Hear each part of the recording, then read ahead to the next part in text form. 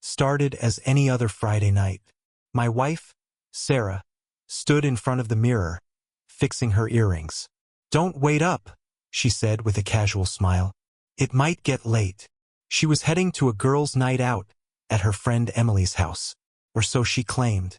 As she walked out the door, something gnawed at the back of my mind. Maybe it was the way she lingered by the mirror or how she avoided making eye contact when I kissed her goodbye. I shook it off, telling myself I was just being paranoid. That night, I sat on the couch, trying to distract myself with a basketball game. My phone buzzed, a text from Sarah. "Don't forget to take out the trash. Love you." Normal, routine. But my gut whispered otherwise. As I picked up her tablet to pause the music playing in the background, a notification popped up on the screen. A message from someone named B. "Can't wait to see you tonight. You looked amazing this morning." My heart skipped. I stared at the screen, rereading the message, hoping I was misunderstanding. But the implication was clear. My wife wasn't at a girls' night. She was with him. The next morning, I sat at the kitchen table, staring into a cup of cold coffee. Sleep had been a distant stranger that night. Sarah came home around noon, her hair slightly disheveled, wearing a casual smile that felt rehearsed. "Morning," she said cheerfully, though it was well past that. She kissed me on the forehead and poured herself a cup of coffee. I watched her every move, searching for something, anything, that would confirm or refute the storm of doubts brewing inside me. "How was the party?" I asked, trying to sound casual. She didn't flinch. "Great. Emily's a riot as always. We stayed up late playing games, talking about work. You know how it is." I nodded, though I knew she was lying. The message I'd read last night replayed in my mind like a broken record. "Can't wait to see you tonight. You looked amazing this morning." Before I could press her further, the doorbell rang. Sarah raised an eyebrow, clearly not expecting anyone. "I'll get it," I said, standing up. When I opened the door, a woman stood on my porch. She was about Sarah's age, with auburn hair tied back and sharp green eyes that cut through me like glass. She wore a leather jacket and held a manila folder in one hand. "Hi, are you Mark?" she asked, her voice firm but not unkind. "Yes. Can I help you?" She hesitated, her eyes scanning me for a moment before she spoke. "I think we need to talk. It's about Sarah and my husband." My stomach dropped. "Come in," I said, stepping aside to let her in. Sarah peeked out from the kitchen, a look of confusion flashing across her face. "Who's that?" she called out. I ignored her, leading the woman to the living room. Sarah watched us for a moment before retreating upstairs, likely sensing that whatever was about to happen wasn't meant for her ears. The woman introduced herself as Kate. She wasted no time, opening the folder to reveal photographs. Sarah and her husband, Ben, together at a hotel, holding hands, kissing. One photo showed them walking into a room together late at night. "I found these a week ago," Kate said. "I wasn't sure what to do until I found out who you were. I thought you deserved to know." I felt the air leave my lungs. It wasn't just suspicion anymore. It was cold, undeniable reality. My wife was having an affair. Kate continued, her voice trembling slightly. "Ben and I have been married for 10 years. I never thought, he's not perfect, but this, She cut herself off, her frustration evident. I stared at the photos, my hands shaking. "Why come to me?"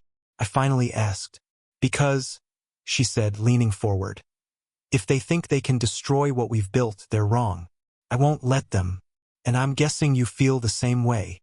Her words hung in the air like a challenge. I nodded, though my mind was still reeling. "Good," she said, her expression hardening. "Then let's make them pay." Kate sat across from me, her eyes burning with determination. The photographs she'd brought lay scattered on the coffee table, each one a damning piece of evidence. I couldn't stop staring at them. Sarah's smile in those pictures wasn't just familiar. It was the smile she used to save for me. For a moment, the silence in the room was suffocating. My mind was a chaotic storm, but through the noise, one thought rang clear. I couldn't let this go. "What do you have in mind?" I finally asked, my voice steady despite the turmoil inside me. Kate leaned back, crossing her arms. First, we figure out what matters most to them. Then we take it away. I frowned, unsure. What does that even mean? Humiliate them? Ruin their reputations? What's the endgame here? Kate's lips curled into a bitter smile. The endgame is making them feel the way we feel right now. Helpless, betrayed, exposed. Her words struck a chord. I wanted Sarah to understand the depth of the pain she'd caused, to feel the weight of her betrayal pressing down on her. But something about this plan felt dangerous. And if it backfires? I asked. Then we burn the whole thing to the ground, Kate said without hesitation. But we don't walk away from this as victims. Agreed. I hesitated. There was a darkness in her tone that unsettled me. But I couldn't deny the raw, primal satisfaction her words promised. After a moment, I nodded. Good, she said, her shoulders relaxing. Now we start small. We let them know we're watching. Kate was meticulous in her planning. She already knew Ben's weaknesses. His career as a high-profile lawyer was his pride and joy. Any scandal, no matter how small, could jeopardize his standing in the firm. As for Sarah, her social media persona was everything. She lived for the validation of her followers, painting our life as picture-perfect for the world to admire. People like them thrive on appearances, Kate said, spreading out a map of the city on my kitchen counter. We don't have to destroy them. We just have to crack the facade. Our first move was subtle but deliberate. Kate suggested an anonymous tip to Ben's law firm, implying he'd been seen in compromising situations outside of work hours. It wasn't enough to ruin him, yet, but it planted a seed of doubt among his colleagues. For Sarah, the approach was different. I waited until she posted one of her carefully curated photos online, a picture of us smiling at a family barbecue a month ago. Using a burner account, Kate and I left cryptic comments beneath the post. Funny how things look so perfect on the outside. Does Mark know the truth? The comments were vague but loaded, enough to make Sarah pause. That night, she was quieter than usual, scrolling through her phone with a furrowed brow. I knew we'd gotten under her skin. Despite the initial thrill of our actions, doubt began creeping in. Late one evening, as Kate and I sat reviewing the next phase of our plan, I asked her a question that had been weighing on me. Why are we doing this? Is it revenge? Or something else? Kate looked at me, her expression softening. Revenge is part of it, she admitted. But it's also about taking control. They stole that from us when they decided their happiness mattered more than ours. I won't let them win. Her words resonated, but they also scared me. How far were we willing to go? Would revenge really make us whole again? Still, the anger inside me burned too brightly to stop. Whatever doubts I had, I pushed them aside. Kate was right, this wasn't just about them. It was about us reclaiming our power. By the end of the night, our next moves were clear. We wouldn't just expose their affair. We would turn the very things they valued most into their downfall. The next morning, Kate and I met at a small diner on the outskirts of town. The kind of place where no one paid attention to strangers discussing secrets over coffee. Kate had brought her laptop and a folder filled with notes, receipts, and other bits of incriminating evidence she'd collected on Ben and Sarah. Let's start with Sarah, Kate said, scrolling through Sarah's social media profile on her laptop. She's obsessed with her online persona. Every post is calculated, every caption, every filter. If her followers see cracks in that image, it'll destroy her. I looked at the screen. Sarah's Instagram feed was a gallery of curated perfection. Photos of us at the beach, candlelit dinners, and her solo shots with motivational captions. None of it felt real anymore. And Ben? I asked, pulling myself away from the screen. Kate opened the folder and pulled out a page. Ben's entire career is built on his reputation. He's up for a partnership at his firm, and they're notoriously strict about personal conduct. Even a hint of scandal could cost him everything. I leaned back in the booth, letting the information sink in. It was all so calculated, so cold. Yet it made sense. We weren't just playing their game, we were rewriting the rules. How do we exploit this? I asked, My voice quieter than I intended. Kate's lips curled into a wry smile. We make them doubt each other first. Then we use their own insecurities to tear them apart. That night, the plan went into action. Kate and I created a fake email account and drafted a message to Ben, posing as someone who'd seen Sarah with another man. We sent it anonymously, knowing that even the suggestion of infidelity would plant a seed of doubt. The next step was Sarah. Using another burner account, we messaged her directly on Instagram. You should really ask Ben about his late-night meetings. Not everything is what it seems. It was simple but effective. The point wasn't to prove anything yet. It was to make them question each other. By the end of the week, the tension between them was visible. Kate had followed Ben to work one day and overheard him arguing on the phone. "Who sent this?" he'd shouted, his voice carrying across the parking lot. "I can't deal with your paranoia right now, Sarah." Meanwhile, Sarah had become quieter at home, spending more time glued to her phone. One night, I found her sitting in the dark, staring at her screen with a haunted expression. "Everything okay?" I asked, feigning concern. She jumped, quickly locking her phone. "Yeah, just tired." But the cracks were forming. The deeper we went, the more I began to notice something unsettling about Kate. Her obsession with the plan seemed to grow every day. She started keeping a notebook filled with details about Ben's schedule, Sarah's habits, and our next steps. "You're taking this pretty far," I said one evening as we reviewed her notes. Kate looked up, her eyes sharp. "And you're not." I didn't respond. The truth was, I was just as invested, but a small part of me wondered if we were going too far. Still, the image of Sarah with Ben was burned into my mind. The anger outweighed the doubt. The final piece of this phase of the plan involved orchestrating a situation where Sarah and Ben's insecurities would collide.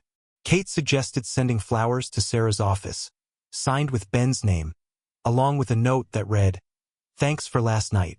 Can't wait for the next one." "She'll assume he's cheating on her too," Kate said with a smirk. "It'll drive her insane."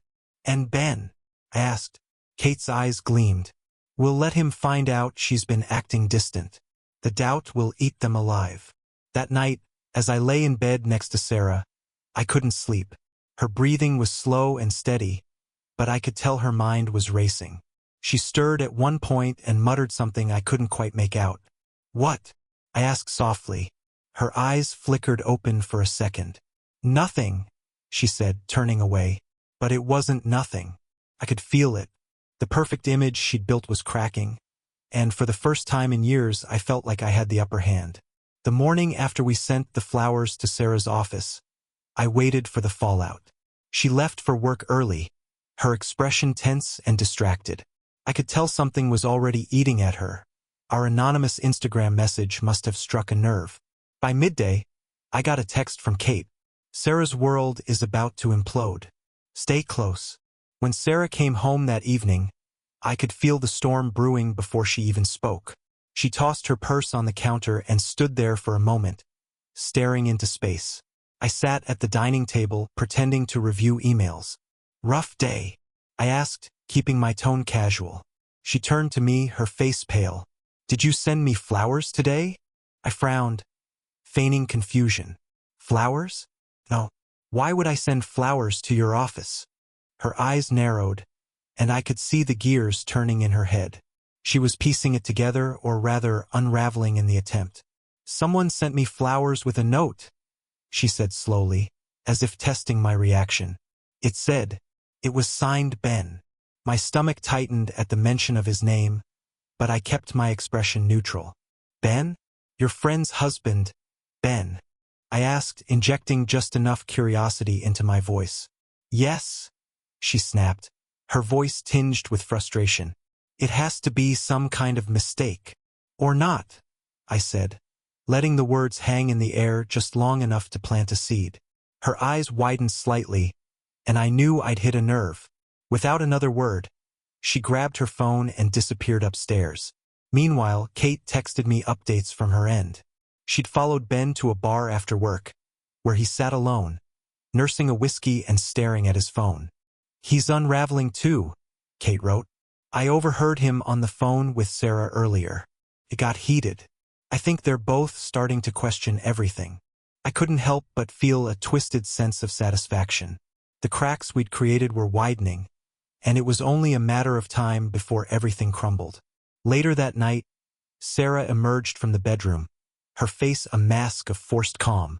She sat down across from me at the table, her hands folded tightly in her lap. "Mark," she began, her voice soft but strained. "Have you noticed anything strange lately? About us?" The question caught me off guard. Was this guilt talking?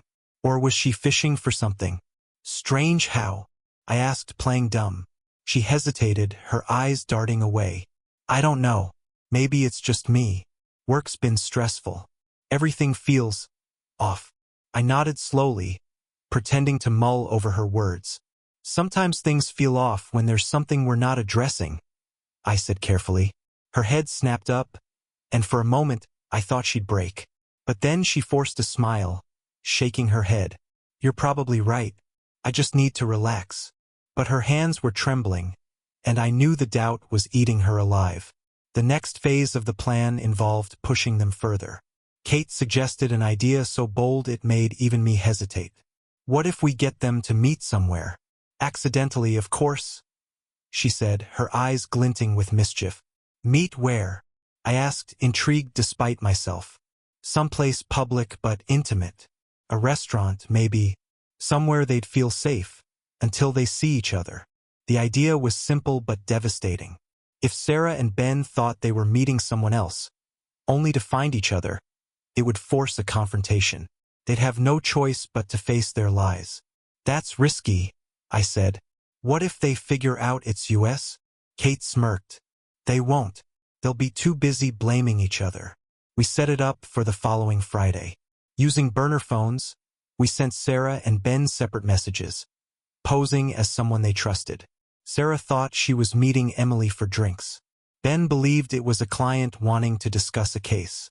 That night, I stayed home, waiting for Kate's update. She had positioned herself at the restaurant to observe the fallout. Her first text came an hour later. "They're here. Sarah just walked in. She hasn't seen Ben yet." My heart raced as I stared at the screen, waiting for the next message. Ben spotted her. He looks furious. I imagined the scene. Sarah and Ben locking eyes across the room, their expressions shifting from shock to anger to panic. They couldn't deny the affair now, not when it was laid bare in front of them. "They're arguing," Kate texted. "People are starting to notice. This is perfect." I felt a dark thrill rise within me. For the first time in weeks, I felt like I had power over the situation. Sarah and Ben's perfect little world was falling apart, just as they'd shattered mine. When Sarah came home that night, her face was red, and her eyes were puffy from crying. She didn't say a word as she walked past me and went straight to the bedroom. I followed her, standing in the doorway. "Rough night?" I asked, my voice dripping with faux concern. She didn't look at me. "I don't want to talk about it." I nodded, pretending to respect her wishes. But inside, I was savoring every second of her discomfort. As I walked away, I caught a glimpse of her phone on the dresser. A text message from Ben flashed on the screen. "We need to talk. This is getting out of control." I smirked. That was the point. The fallout from the restaurant confrontation was immediate. Sarah was quieter than ever, her mood shifting between agitation and exhaustion. She avoided eye contact, her phone always clutched tightly in her hand. Meanwhile, Kate reported that Ben had started drinking more heavily, showing up late to work and snapping at colleagues. "Whatever bond they had, it's breaking," Kate said during one of our late-night strategy meetings. Still, we knew we couldn't stop now. The plan had to keep escalating until there was no turning back. Kate suggested we target Sarah's social media next. Using the burner accounts, we leaked a carefully crafted photo, a blurry but recognizable shot of Sarah and Ben outside the hotel.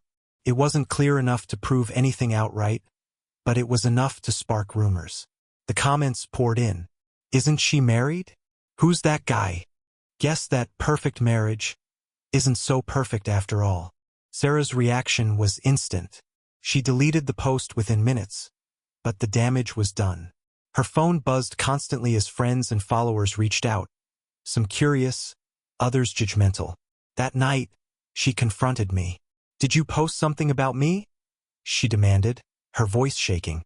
I frowned. "What are you talking about?" She hesitated, biting her lip. "Never mind." But I could see the fear in her eyes. Ben, on the other hand, was unraveling faster than expected. Kate planted another anonymous tip at his firm, this time hinting at his extracurricular activities affecting his work. A disciplinary hearing was scheduled, and his chances at partnership were slipping away. "They're both spiraling," Kate said with satisfaction. But as I watched her talk, I noticed something new in her demeanor, a kind of manic energy that made me uneasy. This wasn't just revenge for her anymore. It was something darker. "Are we going too far?" I asked. She narrowed her eyes. "They didn't care about too far when they betrayed us. Why should we?" I didn't have an answer. As the days passed, I began to notice the toll our actions were taking on both Sarah and me. She had become more withdrawn, her eyes hollow with the weight of her own guilt and fear. It was as if the person I once knew was slipping further and further away. The house felt colder, quieter.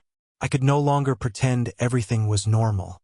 That night, I came home to find Sarah sitting on the couch, staring at the TV with the volume turned off. Her face was pale, and I could see the stress in her posture. She barely acknowledged me when I walked in. "Sarah, we need to talk," I said, my voice low. She glanced up at me briefly, then quickly turned her gaze back to the screen. "I'm not in the mood."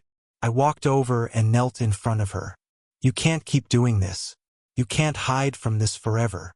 Her eyes flickered with something. Maybe regret, maybe frustration, but she quickly masked it. "I'm not hiding, Mark." I was so close to breaking, but I stayed calm. "You're not?" Because that's all I've seen for the past few days. Hiding from the truth. Hiding from me. She didn't respond. Instead, she stood abruptly and walked to the kitchen, her movements stiff, her back turned to me. Meanwhile, Kate had her own battles brewing. The plan had started consuming her, and I could see it in the way she spoke. Frenzied, obsessive, pushing us further with each passing day. She was relentless, always thinking of the next step. One night, I found her pacing back and forth in my living room, eyes wild. "We need to escalate. They're not scared enough yet." I swallowed hard. "What do you mean?" Kate stopped in front of me, her gaze sharp. "We'll leak the whole story. Not just the affair, everything. Let them know that we've been behind this the whole time." My heart skipped a beat. "You want to expose everything? Now?" Kate nodded, her expression dead serious. "The only way to make them truly feel the consequences is to rip the mask off completely."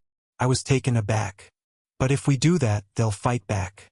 There's no turning back." She leaned in closer, her voice low. "There's no turning back for us either, Mark. Not now." Over the next few days, I found myself torn. The plan was working, sure, but it was breaking me as well. I could feel myself becoming numb to everything around me. The anger that had driven me initially was turning into something darker, something I didn't recognize. I wasn't sure anymore if I was doing this to make Sarah and Ben pay, or if I was doing it because I didn't know how to stop. Then the message came. Kate had taken the final step. She had sent an anonymous tip to the media, including every detail of Ben and Sarah's affair, along with some of the photos we had. It was enough to destroy their reputations. I was speechless when I saw it. I hadn't agreed to this part. I hadn't signed up for it. Later that night, as I lay in bed, Sarah's phone buzzed from across the room. I could hear her stir, but she didn't pick it up. After a few seconds, the buzzing stopped. I hesitated before walking over to it, my fingers trembling as I picked up the phone. A news article flashed on the screen. The headline read, "Local lawyer and his wife caught in extramarital affair. Scandal rocks prominent family." Couldn't breathe. This was it, the fallout was here. When Sarah woke up, she seemed unaware of the storm that was about to hit. She moved around the house like a ghost, avoiding me at every turn. I didn't know what to say to her anymore. I decided to confront her. "Did you see it?" I asked, my voice barely above a whisper. She froze, her back still turned to me. What are you talking about? The article, I said, my heart pounding. The one about you and Ben. She turned slowly, her eyes wide with panic. How do you know about that? I stared at her, the anger bubbling to the surface. How do I know? You think I didn't know what was going on? I've known everything for weeks now, Sarah. And you? She cut me off, her voice breaking. You think I wanted this? You think I wanted to hurt you? I didn't respond. Instead, I walked out of the room, leaving her there, shattered. Kate texted me later that night. The media had picked up the story, and the backlash had begun. Ben's firm was already distancing itself from him, and Sarah's social media following was crumbling. Kate seemed satisfied, but I wasn't. The aftermath hit harder than I could have anticipated. The articles weren't just in local papers, they were everywhere. News outlets, social media, even people I knew were sharing the scandal, whispering about it behind my back.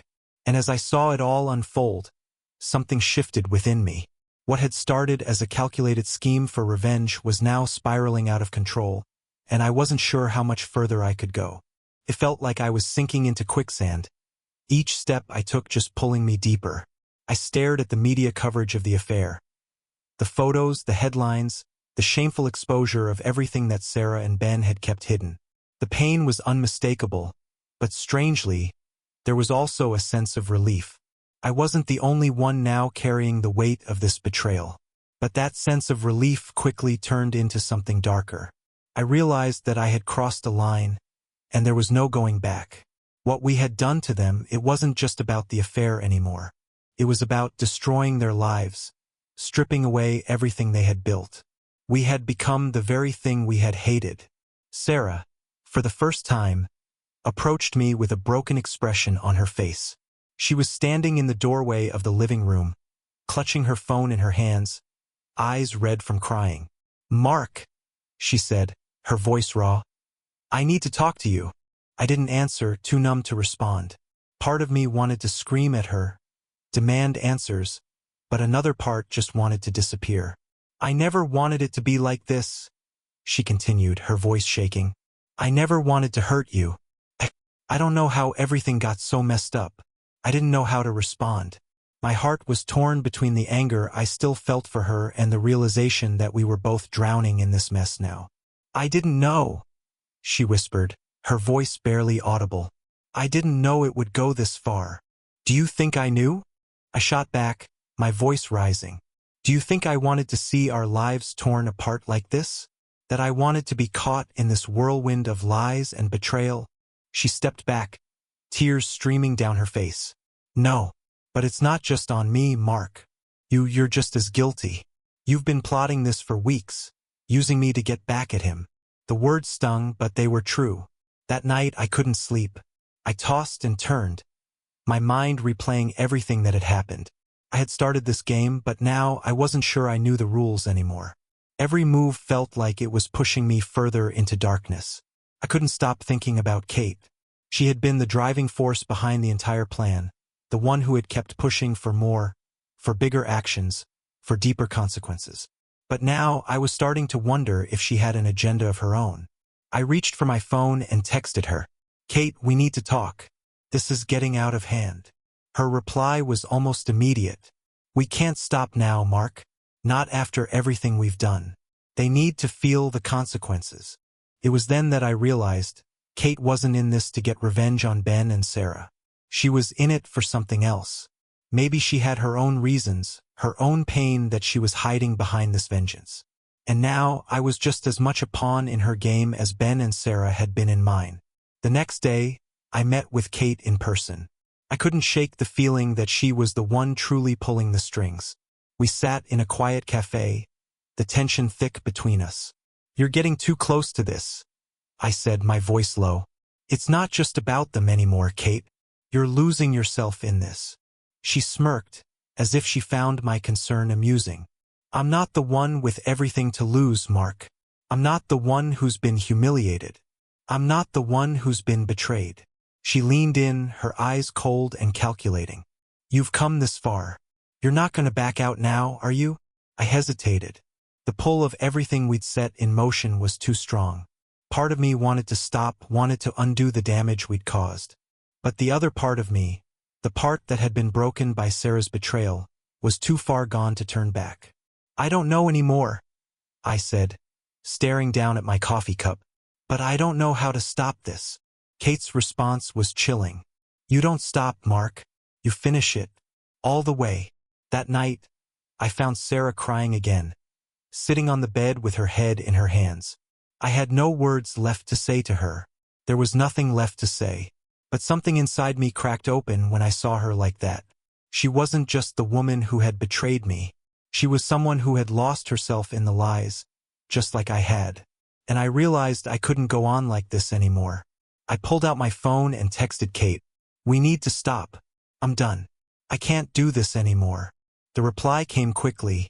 It's too late for that, Mark. I stared at the message, feeling the weight of those words sink in. It was too late. There was no going back now. Everything came crashing down in a single night. It felt like the walls were closing in on me from all sides. The media storm, the relentless rumors, the public shame. It all became too much for Sarah. She barely spoke anymore, just locked herself in our room, avoiding me and everyone else. I couldn't escape the guilt anymore. I had destroyed everything, and now the consequences were unfolding in ways I couldn't control. Then came the final blow. Ben's wife, Emily, reached out to me. Her message was simple. It's over. I can't keep doing this. I don't know who you've become. I didn't respond. There was nothing left to say. I sat on the couch, my hands shaking. The entire plan, everything I thought would make them pay, it had backfired. Sarah was breaking. Ben was on the verge of losing everything, and Kate had vanished from my life entirely. I stared at the empty space beside me, where Sarah once sat. The silence between us felt unbearable. The next day, Sarah packed a bag and left. No explanation, just a note. I can't live in this anymore. I didn't try to stop her. What was left to say? I spent the rest of the day sitting in our empty house, the weight of my actions crushing me. There was no joy in the destruction. It didn't feel like justice. It just felt hollow. It had been days since Sarah left. The house was eerily quiet. The silence a constant reminder of the chaos I had created. I hadn't heard from her, and I didn't know if I ever would. The worst part was, deep down, I knew this was my fault. I had made the choice to let vengeance consume me, and now I was facing the aftermath. Ben's career was crumbling faster than I had anticipated. His firm had distanced itself from him entirely, and the public fallout was so severe that even his closest friends began to turn their backs. Every text message, every call was just another reminder that I had ruined someone's life. But it wasn't just his. It was mine too. I looked at the photos we had exposed, the same images that had started this whole mess, and I felt nothing. No triumph, no satisfaction. Just regret. Later that week, I received a text from Kate. You did what you had to do. Now it's over. But it wasn't over for me. Not by a long shot. I didn't feel relief, just emptiness. I had reached the end of the path we'd started on, and it wasn't what I had expected. The hardest part was facing Sarah's absence. Every corner of the house reminded me of her. The places we used to talk, the memories we had made. Now it was all gone. And for what? To make Ben and Sarah suffer? To tear apart the last piece of my life that still had some semblance of normalcy? I couldn't undo what I had done. But I couldn't keep living like this either. The next morning, I went to Ben's office. I had no plan, no reason for being there. I just needed to see the man whose life I had helped destroy. When I walked in, he was sitting at his desk, staring at a stack of papers. His eyes were hollow, defeated. He didn't look up when I entered. Ben, I said, my voice quieter than I intended. He didn't respond. I stood there for a moment before sitting down across from him. I never meant for it to go this far, I said. I thought if I made you pay, I'd get some closure. But it's not what I thought it would be. He finally looked up at me, his face hard and expressionless. You think I'm the only one who lost everything? He said, his voice low and bitter. You think this doesn't hurt me too? I didn't know how to answer. I just nodded, ashamed. I never wanted this, he continued. I didn't want to hurt anyone. But we both did, didn't we? We both destroyed everything for nothing. I looked down at the floor, feeling the weight of his words. There was nothing left to say. That night, I walked through the empty house again, as if searching for something to hold on to. But there was nothing. The emptiness was overwhelming. The consequences of my actions were clearer now than ever before. I had let my anger guide me, and in the process I had lost everything. The weight of everything finally hit me that evening. As the sun set, casting a dim orange light through the windows, I sat alone at the kitchen table, staring at a glass of water in front of me. The silence was deafening. The house felt like a prison, the walls closing in as I replayed everything. The plan, the betrayals, the fallout. The question that had been haunting me for days now seemed clearer than ever. What was left for me? I had destroyed my marriage. I had destroyed Ben's life. I had lost everything I once cared about, all for a hollow victory that meant nothing. Even if the revenge had been sweet in the moment, the aftermath was bitter beyond measure. I picked up my phone, scrolling through the messages. There was nothing new. Nothing from Sarah. Nothing from Kate. Only empty texts from people who still didn't know the full truth of what had happened. I wasn't even sure I wanted to face that truth anymore. The next day, I decided to leave the house. I didn't know where I was going, just that I needed to get away from the place that had become a reminder of everything I'd done. I packed a small bag and drove without a destination in mind. Somehow, I ended up at the beach. It was late in the afternoon, the sky turning shades of purple and red. The ocean roared in the distance, and I could feel the salty air on my face as I stepped out of the car. I stood there, staring at the horizon, feeling small. My mind wandered back to Sarah. What if I could have forgiven her? What if I could have moved past the betrayal and tried to rebuild something? I knew I couldn't change what had happened, but maybe, just maybe, I could learn from it. I looked out at the ocean, thinking of how life had once felt so certain. Now everything was in pieces. I walked along the shore, the sand cool beneath my feet, until the weight of my decisions seemed almost unbearable. I didn't know what would happen when I went back. If Sarah would ever come back, if I could rebuild what I had destroyed, or if I would be left to face the mess I had made alone. But one thing was clear: I couldn't keep running. The choices I had made, the damage I had done, would be there no matter where I went. It was time to face the consequences, to decide what I wanted my life to be from here on out. As I turned back toward the car, a sense of finality settled in. No more running, no more hiding, no more games. I had crossed a line, and now I had to live with it. But I could still choose how I moved forward.